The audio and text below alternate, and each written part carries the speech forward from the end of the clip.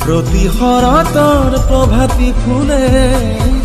কব তোমাকেই মোৰ কথা প্ৰতি মেঘালী নিশা জোৰে কব তোমাকেই মোৰ ব্যথা ধুমুহাৰ হতে মোৰ বহু যুগৰে নাচো এন্ধাৰো হসামো